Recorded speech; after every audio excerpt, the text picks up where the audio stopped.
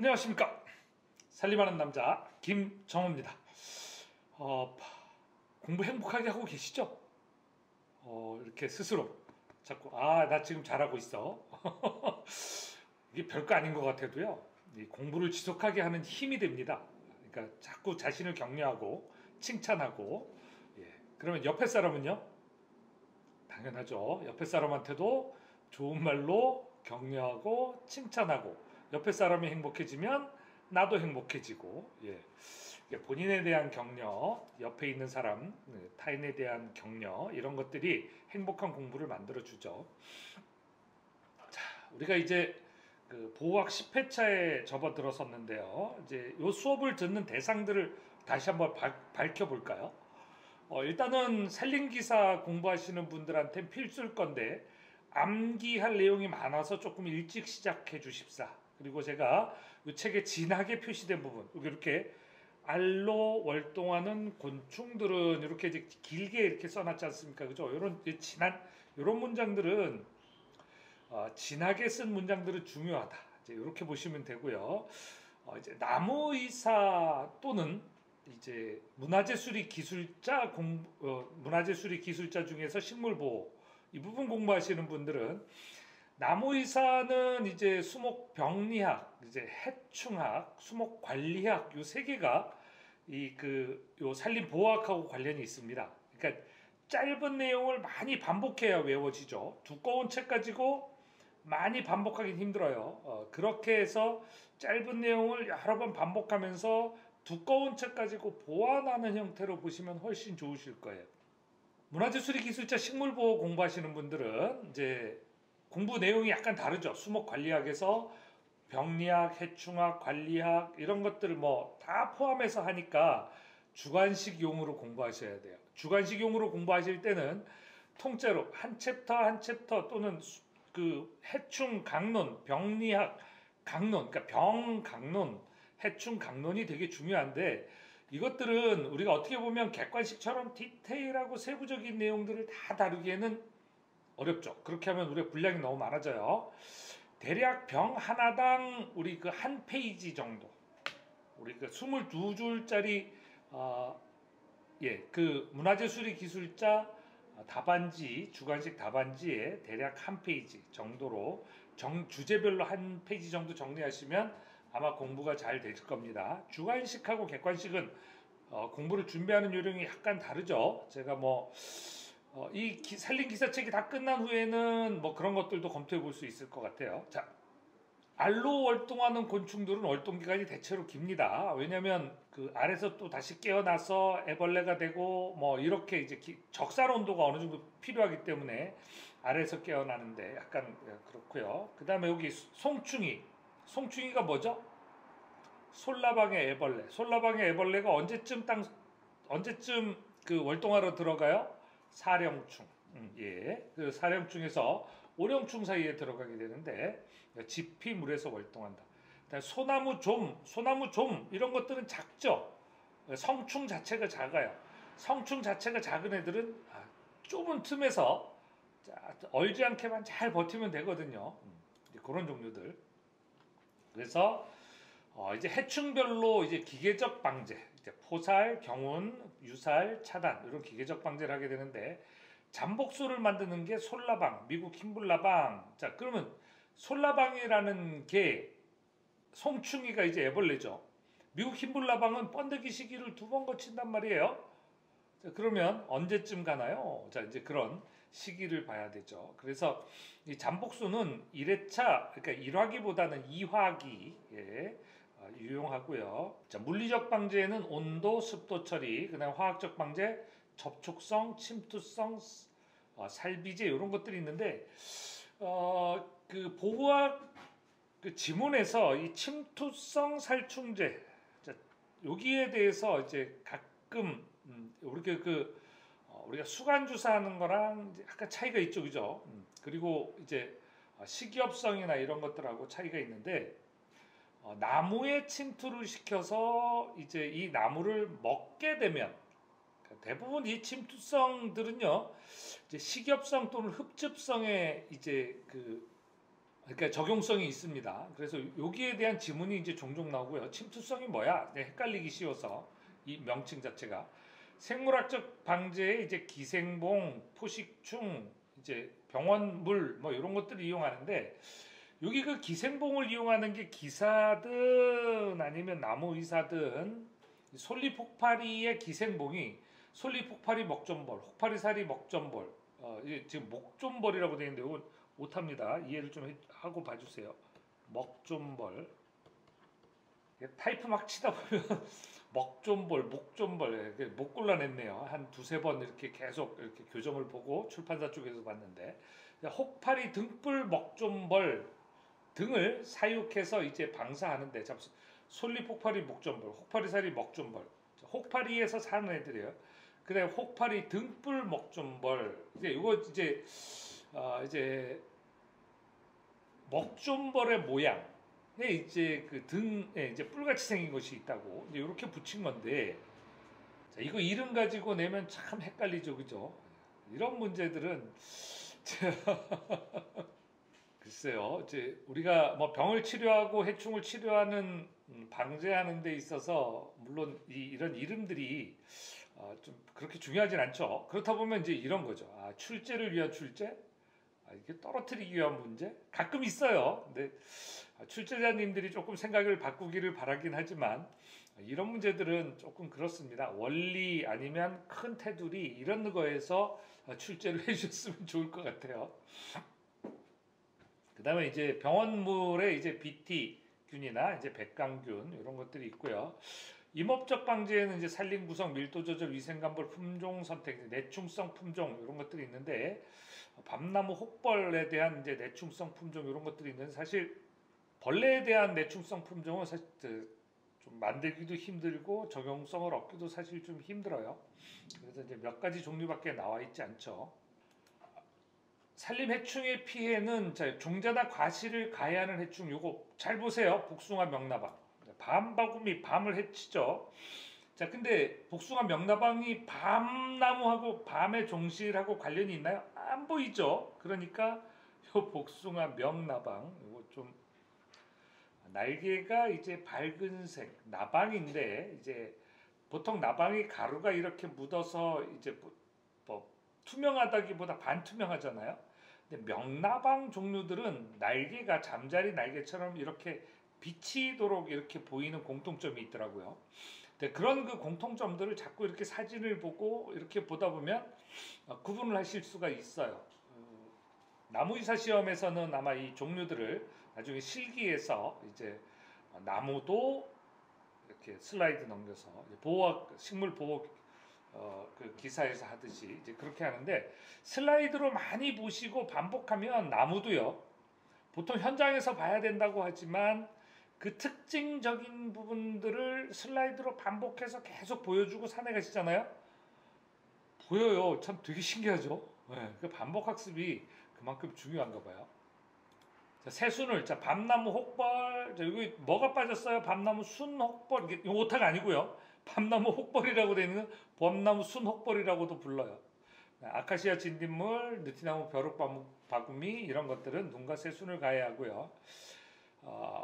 여기 이제 박쥐나방이 가지나 줄기를 가해야 합니다. 이제 복숭아 그 유리나방 같은 경우도 이제 그 벚나무나 이제 복숭아 나무 이제 인피부를 가해야 하는데 오늘이 1월 17일, 오늘이 18일, 어제가 1월 17일이었는데요. 2022년이죠, 물론.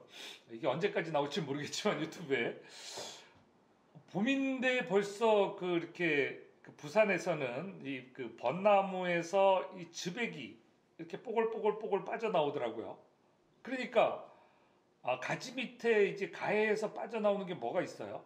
그러니까 인피부를 가해하는 거죠. 그래서 이제 그 복숭아 유리나방에 의한 피해구나. 이제 이쯤은 이제 알겠는데,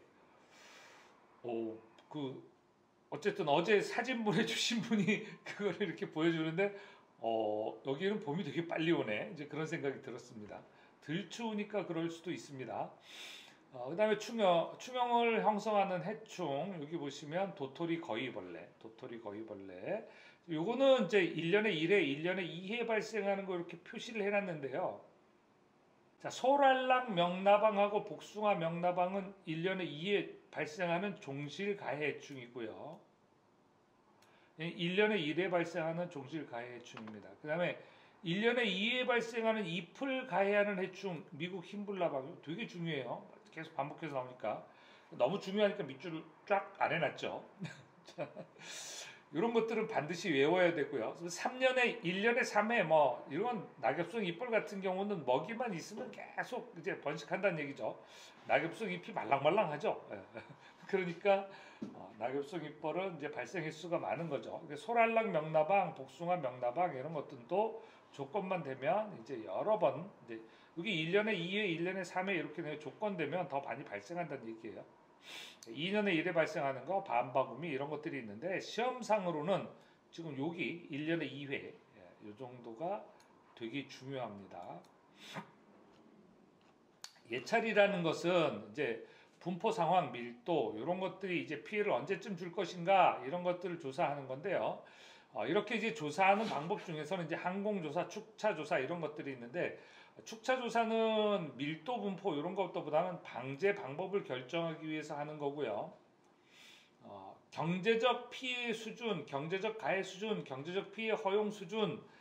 자, 나무이사 공부하시는 분들은 아마 디테일하게 설명하는 거를 여러 번 들었는데 핵심을 한 문장으로 스스로 요약해 보면 조금 더 명백하게 보일 거예요. 그래서 경제적 피해 허용 수준은 직접적 방제를 해야 하는 밀도예요. 밀도. 경제적 피해 허용 수준은 이걸 넘어가게 되면 방제를 해야 돼요. 직접 방제. 경제적 피해 수준에 도달하기 전 단계, 그러니까 예방 단계에서 하는 게 허용 수준. 그 허용 수준에서 직접 방제를 해야 된다. 이렇게 키워드를 허용 수준에서 방제한다. 이거를 외우지 않고 이것을 경제적 피해 허용 수준, 그 다음에 경제적 피해 수준 이거를 자꾸 반복해서 읽어봐야 어떻게 돼? 못 외운다. 못 외운다. 정말 아닌 것 같죠, 그죠? 모르겠어요. 저는 그렇게 구분을 해야 암기를 해야 그 다음부터 봐지더라고. 그러니까 허용 수준에서 방제한다.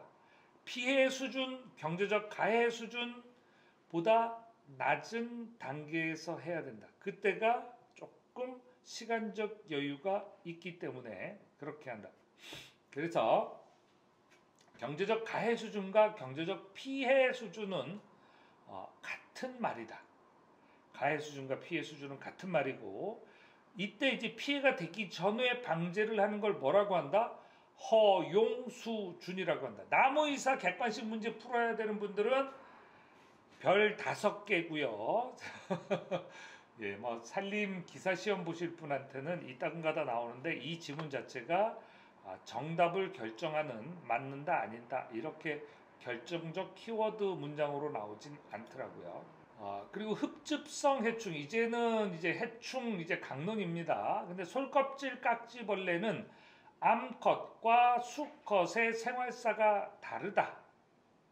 그래서 암컷은 변태를 이렇게 깍지벌레 종류니까 이제 거기에 따라서 이제 뭐 변태를 하겠죠. 근데 자, 깍지벌레니까 이제 불완전 변태를 하겠죠. 근데 여기 수컷 같은 경우는 날아다닐 수 있는 상태의 성충이 됩니다. 근데 암컷 같은 경우는 날개도 없고 날지도 못하고 그냥 애벌레 모양보다 덩치가 약간 큰 정도. 그래서 이 성충, 암컷의 성충과 여기 수컷의 성충이 다릅니다. 수컷은 날개가 있습니다. 그리고 뭐 여기 이렇게 생활사가 약간 다른데 암컷과 수컷의 생활 경과가 다르다. 이게 이 부분입니다. 깍지벌레 같은 경우는요, 이 새끼를 배 밑에 깔아서 보호를 해요. 그리고 자기한테 이 거품이나 이런 걸 쏴가지고 약재 뿌린 거를 이렇게 잘 안 돌아오게 자기 이제 약재 뿌린 게 이제 영향을 좀 덜 미치도록 이렇게 하는 기작들이 있어요. 그러니까 여기다가 약을 무작정 친다고 효과가 있을까요? 없죠. 그러니까 뭐가 나와요? 나무주사. 나무주사. 제가 여기 원래 나무주사라는 말로 다 통일됐는데 나무주사한다, 수간주사한다. 이것은 주관식 시험 보시는 분들은요, 잘 봐두세요. 나무주사, 수간주사 둘 다 쓰셔야 해요. 우리가 아무리 용어가 통일됐다고 해도 이제 출제자가 키워드로 내놓은 물론 뭐 나무주사와 수간주사를 헷갈리는 사람은 없을 거예요. 채점자 중에서, 주관식 채점자 중에서. 그렇지만 여기 주관식으로 보호하게 돼서 써야 되는 게 나무의사나 그 문화재수리기술자나 공통점입니다. 이런 주관식 시험에서는 양쪽 키워드에 해당하는 거 문자 위에는 나무주사라고 썼으면 또 똑같은 내용의 단어를 써야 된다면 같은 단어를 쓰지 마시고 웬만하면 다른 단어를 쓰세요. 기술사 공부하시는 분들도 이거는 필수적으로. 그래서 우리 주관식 시험은 키워드가 출제자와 얼마나 일치하느냐예요. 키워드가 일치하느냐. 그럼 출제자가 무슨 생각을 가지고 있어? 뭐 의심을 가질 필요 없어요. 왜냐하면 기본적으로 가지고 있는 단어들은 비슷하니까 이미 기사 수준이나 그 이상 가게 되면 그러면 내가 최대한 많은 단어를 가지고 설명하는 것이 좋겠죠. 그런 차원에서 한 번쯤 고려해 보시고요. 약재는요, 뭐 뷰프로페진, 액상수화제, 뭐 다양한 것들이 있습니다. 항공 방제할 때, 지상 방제할 때. 그다음에 여기 이제 버즘나무 방패벌레 1년에 2회 발생. 여기 방패벌레가 우리 노린재 같은 종류 생각하시면 됩니다. 방패 모양이 기본적으로 이렇게 생겼죠. 이렇게. 물론 뭐 여기다 이제 모양도 내고 여기도 이제 뭐 잘록하게 내고 뒤로 이렇게 빼고 뭐 이렇게. 이 방패벌레가 일단 노린재 같은 종류들인데 성충으로 활동한다. 납작하죠. 그리고 잎 뒷면에 주로 이제 산란한다. 기본적인 거. 느티나무 벼룩바구미 성충과 유충이 엽북을 가해야 한다. 이건 뭐예요? 오리나무 잎벌레하고 이제 거의 같은 형태를 보이는 거죠. 이런 종류들은 바깥에 각각 딱딱한 껍질이 있기 때문에 유기 인재 종류들을 많이 써요. 이제 식엽성 해충, 이제 솔라방, 사회 탈피 후, 그러니까 사회 아래서 첫 번째 깨어난 게 일령충, 1회 탈피하면 이형충, 4회 탈피하면 오령충, 됐죠? 오령충으로 월동에 들어간다. 이 문장 잘 봐주시고요. 나무의사 공부하시는 분들 한 명까지 봐두세요. 덴드로 나무라는 뜻이고요. 리무스 나무를 썰어 먹는 애들이에요. 네. 애벌레가 썰어 먹죠. 그다음에 스펙트라빌리스. 여기 이제 방제 방법, 약제 살포, 주론 수화제, 트리미론 수화제 뭐 이렇게 있는데 이것까지 끝까지 외울 필요는 없어요. 아, 이렇게 하는구나. 주로 어떻게 한다? 유충, 포살, 번데기 채취 되게 많죠. 채취해서 어디다 쓰겠어요? 태우겠죠. 되게 많습니다. 예전에 솔라방이 많았기 때문에 그렇고요. 자, 월동을 언제부터 해요? 요때부터 요때까지 애벌레, 사령충, 오령충. 그래서 이제 애벌레로 나고 이제 잎을 쭉 먹다가 이제 번데기가 됩니다. 6월 이제 그 하순경에 이제 번데기가 되고 여기 하나가 있는 건 중순부터가 아니고 하순이라는 얘기입니다. 이거는 상순으로 당겨 놓으시고 다배생식 송충 알좀 본류에서 이제 그 송충이 이제 그 송충 알좀 본류는 송충이 알에다가 이제 그 덧붙이기 옆에 같이 알을 낳는 종류를 존벌이라고 해요. 존벌. 근데 여기 이제 벼룩존벌이나 고치벌 종류에서 다배생식 또는 다배 발생을 합니다. 그래서 가끔 공무원 시험이나 이제 이런데 제가 처음 시작할 때 대상자에서 공무원을 빼놨네요.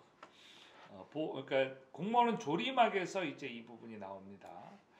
제가 좀 빨리빨리 진행을 하려고 하는데 아무래도 그래도 중요한 부분은 좀 짚어주고 넘어가야 될 것 같아서 이제 좀 보호하기여서 조금 천천히 하고 있으니까 아마 13, 14강 정도에 끝나지 싶습니다. 빨리 본다고 해놓고 빨리 안 본다고요? 예, 그렇게 나무라시면 공부가 재미 없어집니다. 공부가 재미 있어지려면 나 지금 잘하고 있어.